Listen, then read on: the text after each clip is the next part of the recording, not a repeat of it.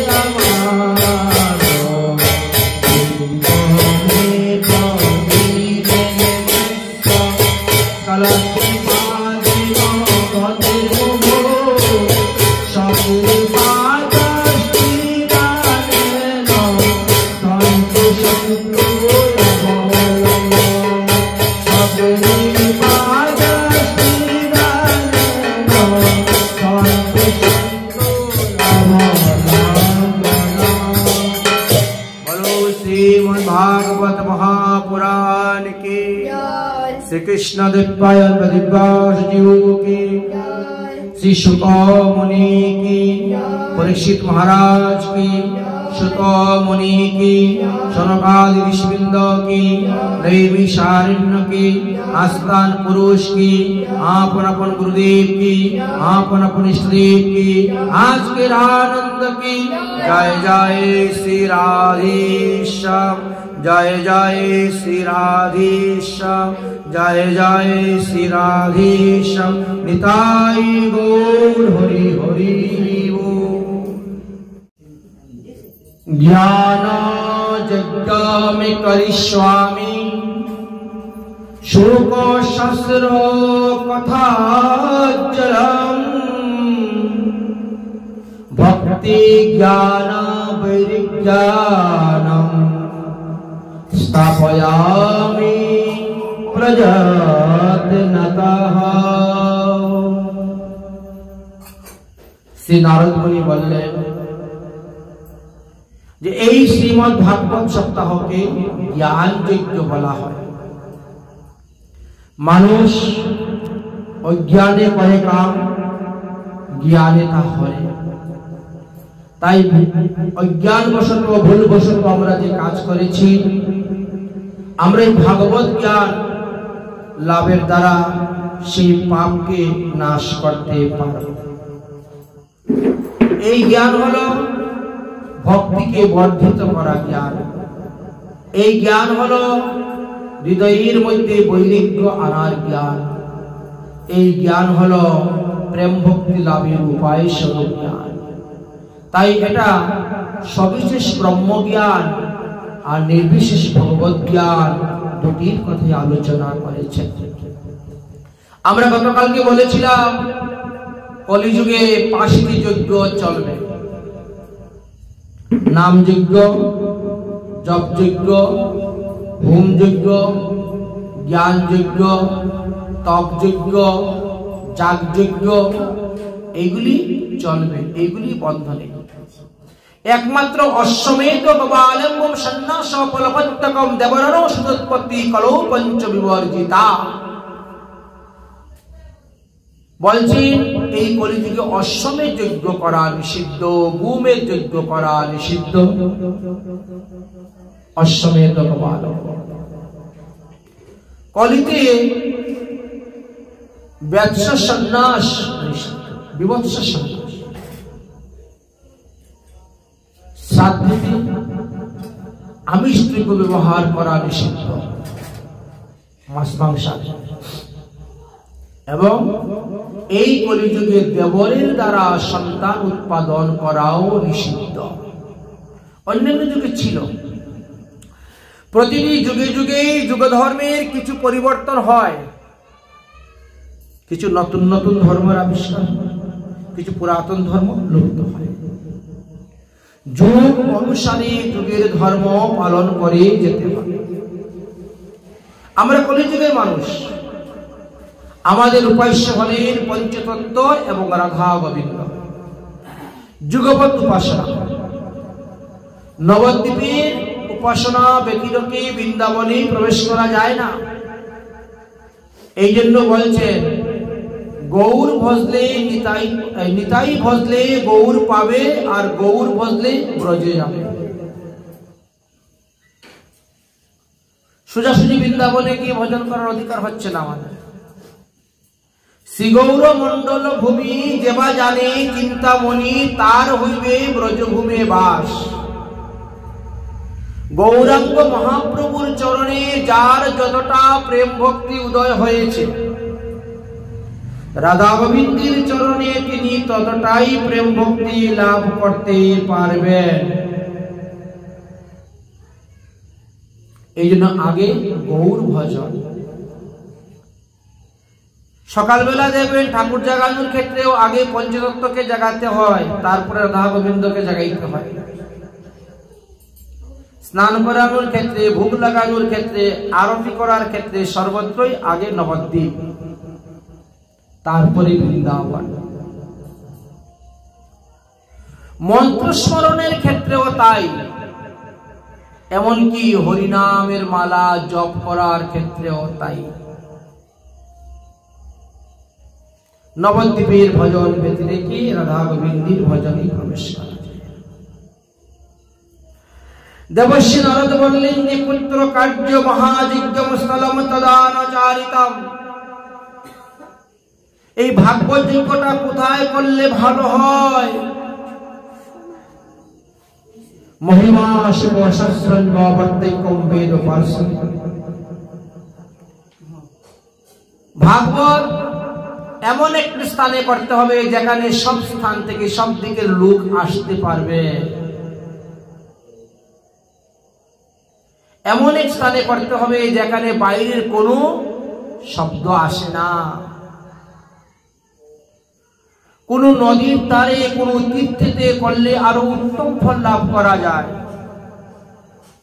কোন মন্দিরে করলে আরো উত্তম ফল লাভ করা যায়। না হলে তুলসী কানন, তুলসী দেবী, বৃন্দা দেবী। এই জন্য কুমার উবাচ, কুমার বললেন সিন্ধু নারদ বক্ষ্যামি বিমন্ত্রেণ বিবেকী সম গঙ্গাধার সমীপেস্তু তটম আনন্দম নামকম। দেখো এখন তো আমরা সেই বদ্রীনাথে আছি, আর বদ্রীনাথে প্রচন্ড ঠান্ডা। এই বৈশাখ মাসের গরমে আপনি যদি যান, তাও ওখানে 3-4টা কম্বল গায়ে দিয়ে থাকতে হবে। হাত মোজা, পা মোজা, টুপি, মাফলার, জাম্পার, সোয়াটার লাগিয়েও শীতে আপনি কাঁপবেন। এই জন্য অন্যান্য সময় তো আরো বেশি ঠান্ডা। এত শীতের মধ্যে, ঠান্ডার মধ্যে কজন বা পার্শ্বতে আসবে? আর দ্বিতীয়ত কথা হলো ওই স্থানে যারা আছেন এত এক এক পাহাড়ের উপরে এক একজন, এক এক গুফাতে বসে এক একজন ব্রহ্মানন্দী আত্মানন্দী ভজন করে যাচ্ছেন। তাই এখানে ভজনের সেরকম শ্রোতা পাওয়া যাবে না, ঠান্ডা বেশি, তারপরে এখানে লোক বসতিও কম, আর যারা আছেন তারা সাধুশান্ত মহাত্মা। অতএব তুমি এক কাম করো, তুমি হরিদ্বারের গঙ্গার তটে আনন্দ ঘাট নামক স্থান, ওখানে ভাগবত সপ্তাহের ব্যবস্থা করো। এতে কি হবে, উপরের লোকও নিয়ে আসবে, নিচের লোকও আসবে, চতুর্দিকের লোক ওই স্থানে আসবে। অতএব সেখানেই তুমি পাঠের ব্যবস্থা করো। ভাগবত পাঠ করতে গেলে আগে চতুর্দিকে নিমন্ত্রণ দিতে হয়। দৈন্যের সহিত বিনয়ের সহিত বিনয়পূর্বক শব্দের দ্বারা নিমন্ত্রণ দিতে হয়। যত্র ভাগবতী বার্তা তত্র ভক্তাদিকম ব্রজে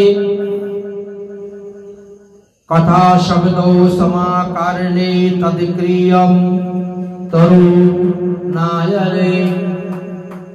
তাই যেখানে ভাগবত কথা পরিবেশন হয়, ভাগবত কথা আলোচনা হয়, সেই স্থানে ভক্তগণ তো আসেন, বৈষ্ণবগণ আসেন এবং অন্যান্য শ্রোতাগণও আসেন। তাহলে ভাগবতের কথা শ্রবণ করার জন্য ভাগবত পিপাসু ভক্তগণ আসবেন। তো যারা দূর থেকে আসবে তাদের থাকা খাওয়ার ব্যবস্থা করতে হবে। যারা নিকটে আছে এরা তো পাঠ শুনেই বাড়ি করে চলে যাবে। তারপরে ভাগবতের একটা খরচ আছে।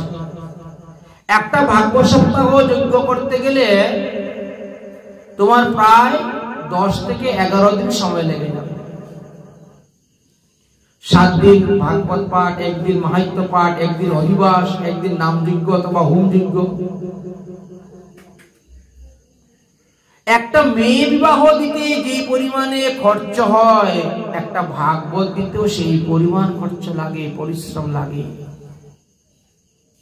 অর্থাৎ লক্ষ লক্ষ টাকার দরকার। দেবর্ষি নারদ, তুমি প্রথমে নিমন্ত্রণ দেওয়ার ব্যবস্থা করো। সর্বত্র নিমন্ত্রণ দিবে।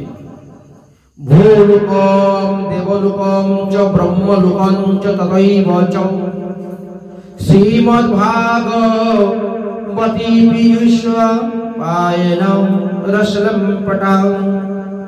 তাহলে কোথায় কোথায় নিমন্ত্রণ দিবে? বলছেন ভূলোকে দিবে, আবার দেবলোকে দিবে, ব্রহ্মলোকে দিবে। আচ্ছা, দেবলোকে দেবর্ষি নারদ নালে গিয়ে দিয়ে আমরা কেমন করে দিব? দেবলোকে ব্রহ্মলোকে আমরা নিমন্ত্রণটা পাঠাবো কেমন করে?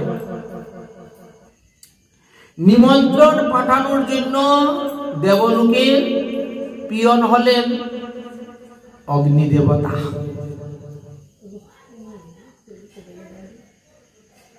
এই জন্য আমরা কোনো কিছু করতে গেলে আগে কি করি? অগ্নি প্রজ্বলন করি। একটা অখণ্ড প্রদীপ জ্বালাই না?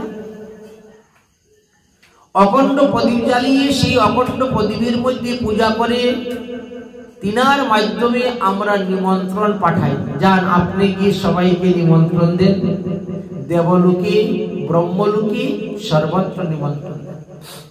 এই জন্য যে কোনো শুভ কার্যে দেখবেন আগে অগ্নি প্রজ্বলন করা হয়, অখণ্ড প্রদীপ জ্বালানো হয়, প্রদীপের পূজা করা হয়, প্রদীপ স্থাপন করা হয়, এবং যতক্ষণ পর্যন্ত আপনার কর্ম শেষ না হয় ততক্ষণ পর্যন্ত প্রদীপ জ্বলতে থাকবে। 7 দিন ভাগবত পাঠ দিলে 7 দিনই জ্বলতে হবে, দিনটা 24 ঘন্টা, বুঝতে পারবে না। অষ্টপ্রহর নামযজ্ঞ দিলে অষ্টপ্রহরই এই প্রদীপ জ্বলতে হবে। এই জন্য একটু বড় ধরনের প্রদীপ রাখতে হয়, হাড়ির ভিতরে রাখতে হয় ঢাকনা দিয়ে, যাতে বাতাসের দ্বারা প্রদীপ না নিবে, রক্ষণাবেক্ষণ করার জন্য। এখন বলছি নিমন্ত্রণীরা তো আসবেন, আসার পরে তুমি কি করবে? প্রথম স্তরে বৈষ্ণবদেরকে বসাবে, প্রথম সারিতে বৈষ্ণবদেরকে বসাবে। কারণ যারা বৈষ্ণব তাদের তো গলাতে তুলসীর মালা, কপালে ঊর্ধ্বপুণ্ড তিলক থাকে। অবৈষ্ণব যারা তাদের না আছে মালা, না আছে তিলক। তো তাদের মুখের দিকে তাকিয়ে যখন পাঠক মশাই পাঠ করবে তখন তার মনের ভাবটা অন্যরকম হয়ে যাবে। আর কপালে তিলক, গলায় মালা দেখে যখন পাঠ করবে তখন তার মনের ভাবটা আরেক রকম হবে। এই জন্যই প্রথম সারিতে বৈষ্ণবদেরকে বসানোর কথা বলে। তারপরে অন্যান্য সারিতে স্তর অনুসারে সবাইকে বসাবার কথা বলে। এই যে ভাগবত সপ্তাহ পাঠ, তার প্রথমে তোমাকে সংকল্প মন্ত্র নিতে হবে। দীক্ষিতা নারদেব নাথ দত্তম আসুরম উত্তমম। দেবর্ষি নারদ এই ভাগবত সপ্তাহ যজ্ঞে দীক্ষিত হয়ে গেলেন, আমি ভাগবত সপ্তাহ যজ্ঞ করব। কুমার বন্দিতা বনে স্বয়ং কৃষ্ণ তৎপরাহা। ঠিক আছে, একেবারে দৃঢ় সংকল্প করে এবার বসে গেলেন যে আমি এই পাঠ দিবই দিব। সর্বরকমের ব্যবস্থা করা হলো। এবার বৈষ্ণবগণ আসতে শুরু হলেন। স্তরে স্তরে সবাইকে বসিয়েছেন। বৈষ্ণবঞ্চ বিরক্তাঞ্চ সন্ন্যাসী ব্রহ্মচারিণ মুখ্য ভাগে স্থিত তদগ্রে নারদ স্থিত। দেবর্ষি নারদ বসলেন মুখ্য শ্রোতা হয়ে। আর যার উদ্দেশ্যে ভাগবত দেওয়া হবে তার জন্য একটা আসন দিতে হবে। তো ইনার তো মুখ্য উদ্দেশ্য ছিল জ্ঞান এবং বৈরাগ্যকে জাগানোর জন্য, সুস্থ করার জন্য, সবল করার জন্য, সচেতন করার জন্য। এই জন্য দেবর্ষি নারদ জ্ঞানের জন্য একটা আসন দিয়েছেন, বৈরাগ্যের জন্য একটা আসন দিয়েছেন, আর তিনি নিজে একটা আসনে বসেছেন মুখ্য শ্রোতা হয়ে। মুখ্য শ্রোতা যিনি, তিনি যতক্ষণ পাঠ চলবে ততক্ষণ এক আসনে বসে থাকতে হবে, আসন ছেড়ে উঠতে পারবেন না। গৌণ শ্রোতা যারা এরা উঠবে, যাবে, আসবে, বসবে। কিন্তু মুখ্য শ্রোতা একই আসনে প্রতিদিন একই স্থানে বসতে হবে, স্থান পরিবর্তন হবে না, আসন পরিবর্তন হবে না। উনি প্রতিদিন শ্রবণ করেন।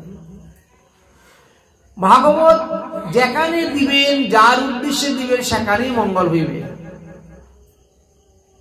যদি কারো বাড়িতে জায়গা নেই, তিনি কোনো মন্দিরে দিতে পারেন পাঠ, তথাপিও তিনার বাড়ির মঙ্গল হবে, পরিবারের মঙ্গল হবে, যার উদ্দেশ্যে করা হবে তার মঙ্গল হইবে। কারণ তার প্রমাণ তো আমরা পেয়েছি। কোথায় বৃন্দাবন ধাম আর কোথায় হরিদ্বার? বৃন্দাবনে যমুনার তটে বটবৃক্ষের মূলে পরে আছে জ্ঞান বৈরাগ্য অচেতন হয়ে। আর কোথায়? হরিদ্বারে বসে তাদের আত্মকল্যাণের জন্য পাঠ করা হচ্ছে। মঙ্গল হয়ে গেল, কল্যাণ সাধন হয়ে গেল। এই জন্য দেবর্ষি নারদ সেই স্থানে করলেন। আমরাও এইভাবে বিভিন্ন স্থানেও করতে পারি। সদাশিব সদাশিব শ্রীমদ্ভাগবতম কথা যস্য শ্রবণ মাত্রেণ হরিরিশ্চিত্তঃ সমাশ্রয়ে। সদাশিব প্রতিদিন ভাগবত পাঠ শ্রবণ করে যায়। কারণ এই অশ্বমেধ যজ্ঞ হইতেও অনেক ফল বেশি পাওয়া যায়। অশ্বমেধ সহস্রাণি বাজপেয় শতানি চ শুক শাস্ত্রম কলায়শ্চ নাস্তি সুরসি। শুক শাস্ত্র কথার এমন মূল্য, হাজার হাজার অশ্বমেধ যজ্ঞ, হাজার হাজার বাজপেয় যজ্ঞ করে মানুষ অন্যান্য যুগে যেই পুণ্য ফল লাভ করতে পেরেছে, আপনি ভাগ্য সপ্তাহ শ্রবণের দ্বারা সেই পুণ্য ফল লাভ করতে পারবেন। ন গঙ্গা ন গয়া কাশী পুষ্করম ন প্রয়াগম শুভ শাস্ত্র কথায়াঞ্চ ফলিতম স্তৈনম। আপনি গঙ্গা স্নানে যান আর গয়াতে যান, কাশীতে পুষ্করে প্রয়াগে যেখানেই যান না কেন, ভাগবত পাঠ শ্রবণের সমান ফল কোন তীর্থ আপনাকে দিতে পারবে না।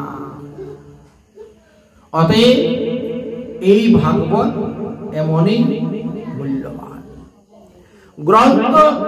অষ্টাদশ সহস্রম দ্বাদশ স্কন্ধস্তমম্বিতম। এই ভাগবত 18,000 শ্লোকের দ্বারা নির্ণয় করা হয়েছে এবং 12টি স্কন্ধ আছে। পরীক্ষিত শুভ সংবাদ সিন্ধু ভাগবত চতার। তাই দেবী ভাগবত, মন্ত্র ভাগবত, লঘু ভাগবত, গৃহ ভাগবত নয়, এটা শ্রীমৎ ভাগবত মহাপুরাণ শ্রবণের কথা বললেন। এতে কি হবে বলে, কোটি জন্মাকৃত পাপং নশ্যতে নত্র সংশয়। এই ভাগবত কথা শ্রবণের দ্বারা 1 কোটি জন্মের যত পাপ আছে সমস্ত পাপ বিনাশ হয়ে যায়। 1-2 জন্ম নয়, 84 লক্ষ নয়, 1 কোটি, তার থেকেও বেশি দিয়েছেন। বলছেন জন্ম কোটি কৃতম পাপম, অর্থাৎ কোটি কোটি জন্মের পাপ থেকে মানুষ মুক্তি লাভ করতে পারে এই ভাগবত শ্রবণের দ্বারা। তুলসী সেবনম জৈস্য ধনুনাম সিংহানাম। যেভাবে তুলসী বৃক্ষের সেবা করলে মানুষের পাপ নাশ হয়, যেমন গোমাতার সেবা করলে, গাভীদেরকে খাদ্য দান করলে মানুষের পাপ নাশ হয়, যেভাবে হরির অর্চনা করে, হরি মন্দির হরির চিন্তন করলে পাপ নাশ হয়, ঠিকভাবে ভাগবত কথা শ্রবণের দ্বারাও মানুষ পাপ থেকে মুক্তি লাভ করতে পারে। অন্তকালে মৃত্যুর সময়ে যদি শ্রীমৎ ভাগবত মহাপুরাণের 1টি শ্লোক কারো কানের মধ্যে প্রবেশ করে, তাহলে তিনি সমস্ত পাপ থেকে মুক্ত হয়ে ভগবত ধাম হরিধামে গমন করিতে পারে। ভাগবতে সকলের মঙ্গল করে থাকে। চণ্ডালম বা চন্দ্রগতারম দৈল্যম লোকম। চণ্ডাল আদি নিচ জাতি ব্যক্তিও যদি এই ভাগবত কথা শ্রবণ করে, তাহলে তিনার মঙ্গল হয়, মঙ্গল হয়। তবে যারা ভাগবত কথা শ্রবণ করবে, তারা যদি বিষ্ণু মন্ত্রে দীক্ষিত হন, তাহলে উত্তম ফল লাভ করা যায়। অন্যান্য মন্ত্রে দীক্ষিতের দ্বারা সেই ফল পাওয়া যায় না। বিষ্ণু মন্ত্র দীক্ষা বিহীনানাম ন শ্রবেতি হরিকথা। হরিকথা শ্রবণের জন্য বিষ্ণু মন্ত্রে দীক্ষিত হওয়া যায়। আপনি মাতা পিতার উদ্দেশ্যে শ্রাদ্ধেতেও ভাগবত পাঠ দিতে পারেন, যে কোনো অনুষ্ঠানে ভাগবত পাঠ দিতে পারেন। ভগবত কথা হরি কথা তো জীবের মঙ্গল। যৎফলং নাস্তি তপস্যান যোগেন সমাধিনা অনাহাসেন তৎ সর্বং সপ্তাহ শ্রবণং লবে। তাই বলছে 7 দিনের পাঠের দ্বারা মানুষ বহুবিধ ফল লাভ করিতে পারেন। এইভাবে যখন হরিদ্বারের আনন্দ ঘাটে ভাগবত কথা পরিবেশন হচ্ছে, দেবর্ষি নারদ বসে পাঠ শুনতেছেন, আর কুমারগণ ভাগবত পরিবেশন করতেছেন। কুমার এমন সময় কি হয়েছে, বৃন্দাবন থেকে জ্ঞান এবং বৈরাগ্য তাদের সেই নিদ্রা দূরে চলে গেল। তারা ঘুমের থেকে উঠে গেলেন, তারা সুন্দর স্বাস্থ্য সচেতন সবকিছু পেলেন ফিরে, এবং তারা বৃন্দাবন থেকে হরি গুণগান করতে করতে তারা রওনা হয়েছেন হরিদ্বারের দিকে। হরিদ্বারের দিকে তারা রওনা হয়ে গেছে। তাহলে এবার চিন্তা করুন, বৃন্দাবন ধাম হইতে দেবর্ষি নারদ বদ্রীনাথ ধামে গেলেন তপস্যা করতে, আর সেখান থেকে তাদের সঙ্গে যোগাযোগ হয়ে কথাবার্তা শুনে তারপরে হরিদ্বারে এসে তিনি করলেন অনুষ্ঠান। তো বৃন্দাবন ধাম হইতে মানে মথুরা রেল স্টেশন হইতে হরিদ্বার রেল স্টেশন 385 কিলোমিটার, আর বাস লাইনে গেলে তো আরো বেশি, বাসটা একটু ঘুরিয়ে ফিরিয়ে যেতে হয় তো ট্রেন লাইনে। যাই হোক, এত দূরের মধ্যে থেকে পাঠ করলেন, আর সংকল্প মন্ত্রের কারণে তাদের মঙ্গল, তাদের কল্যাণ হয়ে গেল। জ্ঞান, বৈরাগ্য আর ভক্তি দেবী তারা মনের আনন্দে কীর্তন করতে করতে বৃন্দাবন হইতে রওনা হয়েছেন হরিদ্বারের আনন্দ ঘাটের দিকে। শ্রী কৃষ্ণ গোবিন্দ হরে মুরারি, হে নাথ নারায়ণ বাসুদেবা। কৃষ্ণ গোবিন্দ হে নাথ নারায়ণ হে নাথ নারায়ণ বাসুদেবা, হে নাথ নারায়ণ বাসুদেবা, হে নাথ নারায়ণ বাসুদেবা, হে নাথ নারায়ণ বাসুদেবা। কৃষ্ণ গোবিন্দ হরে মুরারি, হে নাথ নারায়ণ বাসুদেবা। কৃষ্ণ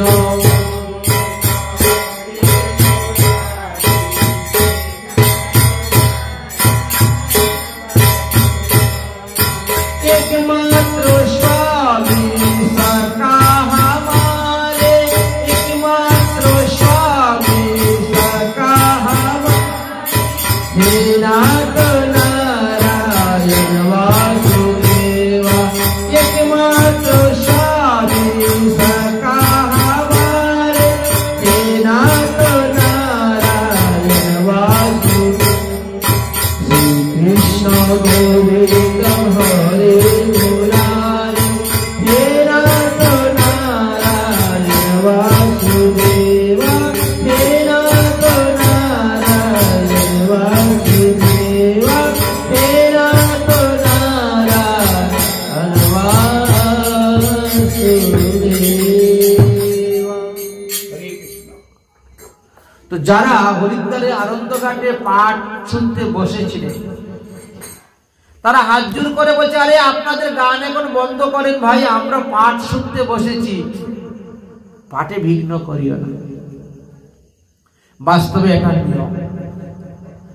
মনে করেন আপনি নগর সংকীর্তন করে যাচ্ছেন, রাস্তার পাশে কোনো মন্দির, সেখানে পাঠ চলতেছে, সেখানে গিয়ে আপনি আস্তে আস্তে কীর্তন করে যাবেন। ওখানে গিয়ে নাচা কোদা ধুমধাম কীর্তন করলে পাঠের ব্যাঘাত হবে। কেউ যদি কোথায় ভাগবত পাঠে ইচ্ছা করে ব্যাঘাত ঘটায়, তাহলে তার অমঙ্গল হবেই হবে, তার অশুভ, তার বিপদ সে নিজে রেখে নিয়ে আসলো। এরকম ঘুরি ঘুরি প্রমাণ শাস্ত্রে আছে। কোথায় পাঠ হলে পাঠ যতক্ষণ হচ্ছে ততক্ষণ পাঠ চলতে দাও, পাঠের শেষে গিয়ে আপনার ঝগড়া জাতি যা কিছু করার সেটা অন্য কথা।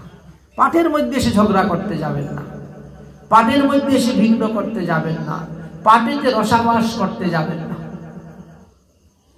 পাঠ চলছে, সমাপ্তের পরে দেবর্ষি নারদ তো তখন আসন থেকে উঠে দাঁড়িয়ে গিয়েছে, আসন ত্যাগ করেন নাই। আসন থেকে উঠে দাঁড়িয়ে বলছেন, আসুন আসুন আসুন, বসুন বসুন। শ্রোতাদেরকে হাত জোড় করে বলছেন, আমি তো তাদের জন্যই ভাগবত পাঠ বসিয়েছি, এই জ্ঞান আর এই বৈরাগ্য তারা বৃন্দাবনে পড়ে গিয়েছিল। তাদেরকে সুস্থ করার জন্য, নিদ্রা ভঙ্গ করার জন্য আমারই ভাগবত পাঠ। আজ দেখতে পারলাম ভাগবত পাঠের কি অপূর্ব চমৎকারিতা। এখনো পাঠ শুরু হয় নাই, মাত্র মাহাত্ম্য পাঠ চলছে, আর তার মধ্যে জ্ঞান বৈরাগ্য সুস্থ হয়ে এই এত কিলোমিটার হেঁটে চলে আসলো কীর্তন করে। সেই সময় তো ট্রেন ছিল না, বাস গাড়ি ছিল না। বড় আশ্চর্য। একটা শক্তি, বসু, জ্ঞান আসন গ্রহণ করুন, বৈরাগ্য আসন গ্রহণ করুন।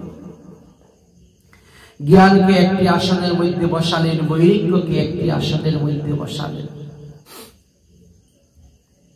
ভক্তি দেবী বলছেন, আমার আসনটি কোথায়?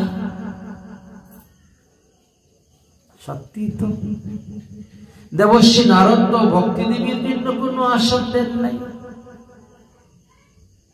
ভক্তি দেবী তো সুস্থ সবল সবই আছে, ভক্তি দেবীর উদ্দেশ্যে তো করা হয় নাই, করা তো হয়েছিল জ্ঞান বৈরাগ্যের উদ্দেশ্যে। এই জন্য তিনি আসন দেন নাই। কুমার বড় চতুর। তখন সনত কুমার বলছেন, আরে ভক্তি দেবী, তুমি সমস্ত ভক্তের হৃদয় সিংহাসনে গিয়ে বসো। ভক্তি দেবীর আসন হলো ভক্তদের হৃদয়। ভক্তি দেবী যখন ভক্তদের হৃদয়ের মধ্যে গিয়ে বসবেন, তখন ভক্তির দ্বারা তন্ময় হয়ে ভক্তরা ভাগবত কথা শ্রবণ করে। আর যার হৃদয়ের মধ্যে ভক্তি দেবী গিয়ে বসবে না, তার ইটিস পুটিস লেগে যাবে, কখন উঠবো, কখন যাব, কখন কি করব, তার একাগ্রতা থাকে না, ভাগবত পাঠের মধ্যে তন্ময় হয় না। তাই কুমার আদেশে ভক্তি দেবী তখন ভক্তদের হৃদয়ের মধ্যে গিয়ে বসে গেলেন। বাস, মনের আনন্দে শুরু হলো হরিকথা।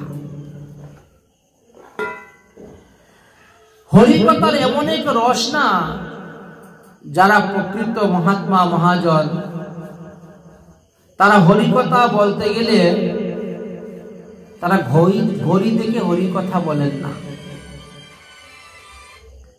ভাগবতে একবার রস লেগে গেল, বাস হরিকথা চলছে চলছে চলছে। যেমন রায় রামানন্দ মহাপ্রভু সংবাদ দেখেছেন, সন্ধ্যার সময় বসেছেন, হরিকথা শুরু হয়েছে, এদিকে ভোর বেলা হয়ে যাচ্ছে, কোনো হুঁশই নেই, জ্ঞানই নেই। কেমন করে সারা রাত্রি পার হয়ে গেল, কোনো লক্ষ্য নেই। ঠিক তেমনি ভাবে মহাপ্রভুর জ্ঞাতি প্রদ্যুম্ন মিশ্র, তিনি রায় রামানন্দের নিকটে হরিকথা শুনতে গিয়েছিলেন। সকালে বসছেন, হরিকথা শুনতে শুনতে যে কখন সন্ধ্যা হয়ে গেছে তাও বুঝতে পারেন নাই। এমনই রস হরিকথার মধ্যে, যে রস আছে, এতে মানুষের ক্ষুধা পিপাসা সব নিবৃত্তি হয়ে যায়। এত অমৃত, কথামৃতম। এতে দেহ মন প্রাণ সব জুড়িয়ে যায়, তৃপ্ত হয়ে যায়, শান্ত হয়।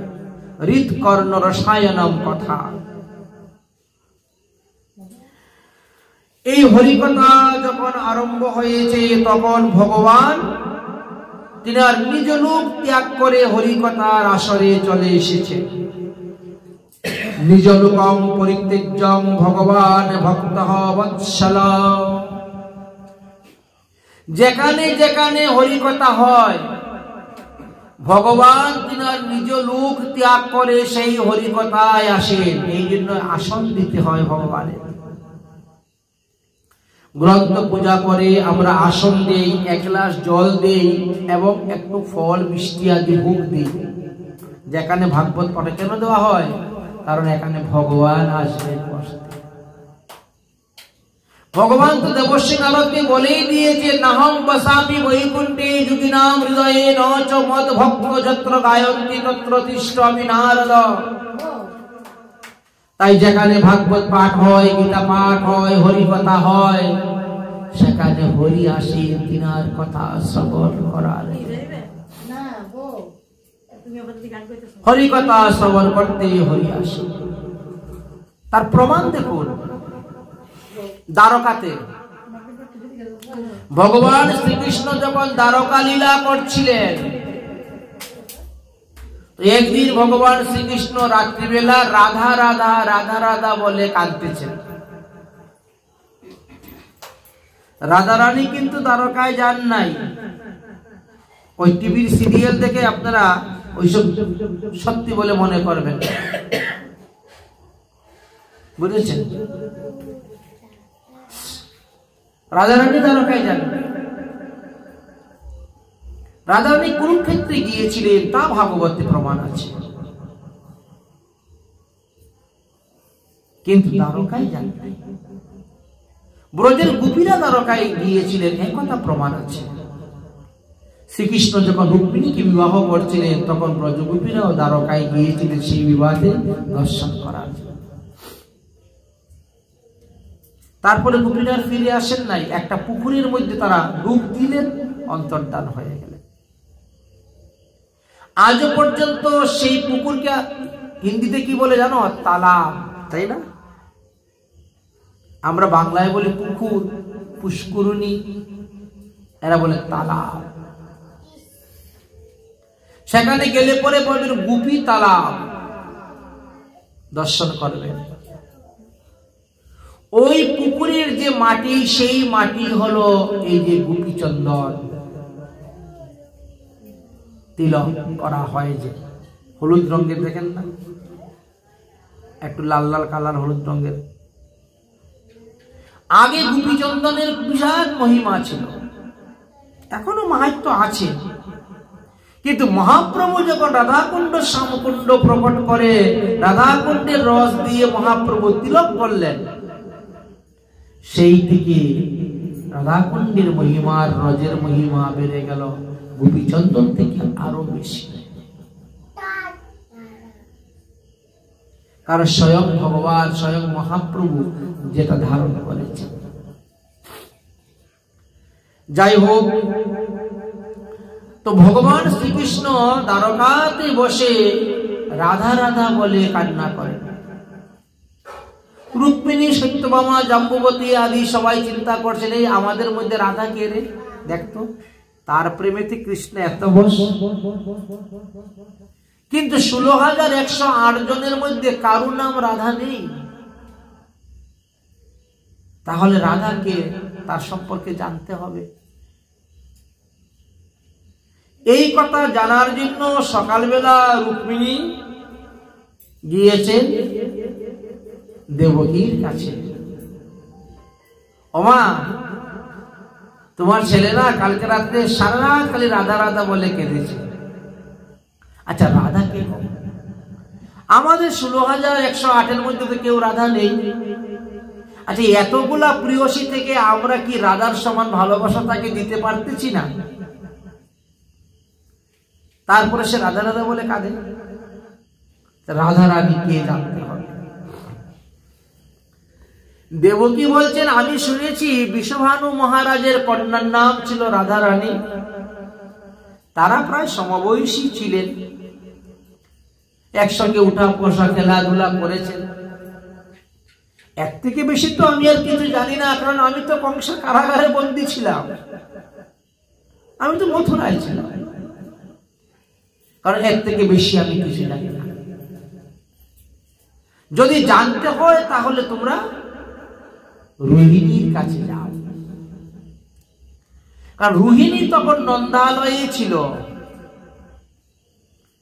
কৃষ্ণ মথুরায় কংসের কারাগারে জন্মগ্রহণ করলেন, সেখান থেকে সঙ্গে সঙ্গে নন্দালয়ে চলে গেলেন। আর নন্দালয়ে তিনি প্রায় 12 বৎসর ছিলেন। 12 বৎসরের উপরেই ছিলেন, 12.5 বৎসরের উপরে। সুতরাং কৃষ্ণের যত বাল্য লীলা খেলা সব রোহিণী জানেন। ওর কাছে যাও, আমি জানি না।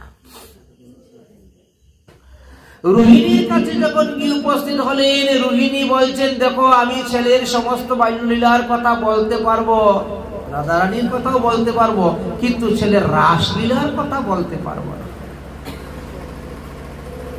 আমি মা হয়ে ছেলের এই রাসলীলা, রাধার সঙ্গে প্রেমের কথা তোমাদের কাছে কেমন করে বলি বলো তো? আচ্ছা, যদি বলতে বলতে বলতে বলতে হঠাৎ করে ছেলে চলে আসে, শুনতে পায়, তাহলে আমি কি লজ্জায় মুখ দেখাতে পারবো? ছেলের প্রেমের কাহিনী মা কখন বলে কারণ কাছে? এই কথা শুনে সুভদ্রা এখন এক পায়ে দাঁড়িয়ে গেছে, ওমা আমিও তো শুনি নাই, তাহলে আমি দরজায় দারোয়ান হয়ে থাকবো, পাহারাদার হয়ে, আর তোমরা ভিতরে কথা বলো। সব বৌদিরা বসবে, কথা শুরু হবে, বড় বড় করে বলবে আমি দরজার মধ্যে দাঁড়িয়ে শুনবো। যদি দেখি দাদা আসতেছে, আমি দরজা নক করবো, তোমরা ভিতরে কথা বন্ধ করে দিও। সুভদ্রার উৎসাহ দেখে, 16,108 বৌমার উৎসাহ দেখে এখন রোহিণী দেবী বলতে প্রস্তুত হলেন। ভগবান শ্রীকৃষ্ণ তখন তো দ্বারকার রাজ দরবারে রাজকার্য নিয়ে ব্যস্ত, আর এদিকে হরিকথা শুরু হয়ে গেছে, ভগবান শ্রীকৃষ্ণের লীলা কথা শুরু হয়ে গেছে। ভগবান আর রাজকার্যে থাকতে পারছেন না। তিনি বলরামকে বলছেন, দাদা আজকের রাজকার্যে যা কিছু তোমার উপরে ভার দিলাম তুমি সামলাও, আমার একটা বিশেষ কাজ আছে, দরকার আছে, আমি চলে যাচ্ছি, এক জায়গায় যেতেই হবে আমার। প্রমাণ তো এখানেই পাওয়া যায়। হরি কোথায়? হরি কথায়। যেখানে হরি কথা হবে সেখানেই হরি আসবে, থাকবে, শুনবেন, কিনার কথাই তিনি শুনবেন। তিনি বলার। রায় রামানন্দ বলছিলেন যে কৃষ্ণ কথার বক্তা বলে বলে না জানিও, আমি তো কৃষ্ণ কথার বক্তা নেই, আমার ভিতরে থেকে ভগবান বলাচ্ছেন, মহাপ্রভু আমার ভিতরে থেকে বলাচ্ছেন, যা তাই আমি বলছি। এই কথা বলেছিলেন প্রদ্যুম্ন মিশ্র। যাই হোক, কিন্তু সুভদ্রা তো হরিকথা শুনতে শুনতে কথাতে এমন তন্ময় হয়ে গেছে যে কৃষ্ণ যে কখন কাছে এসে দাঁড়িয়ে আছে সে বুঝতেই পারে নাই। হরিকথার এমন তন্ময়তা তিনি নিজেই বুঝতে পারলেন না। এখন সুভদ্রার বাম দিকে এসে দাঁড়িয়ে গেছে কৃষ্ণ। বলরাম চিন্তা করছেন, কোথায় গেল কৃষ্ণ, দেখি তো। বলরাম কি করছেন, রাজকার্যের সমস্ত দায়িত্বের ভার দিয়ে দিলেন উগ্রসেন মহারাজের উপরে। দাদু আজকের রাজকার্য আপনি চালান, যেভাবে হোক, আগামী কল্য আমরা দেখব, এখন আমাকে এক বিশেষ কাজে যেতে হবে। চলে আসছে। এসে তিনি কি করলেন, রুক্মিণীর এই সুভদ্রার ডাইন দিকে তিনি দাঁড়ালেন। যতক্ষণ হরিকথা শুনতেছেন ততই হাত, পাও, চোখ, নাক, মুখ ভিতরের দিকে প্রবেশ করতে শুরু হয়ে গিয়েছিল। কুর্মাকৃতির মতন, কচ্ছপ দেখেন না, হাত পা গুলো ভিতর দিকে গুটিয়ে নেয়, মাথা চোখ ভিতর দিকে, এইভাবে।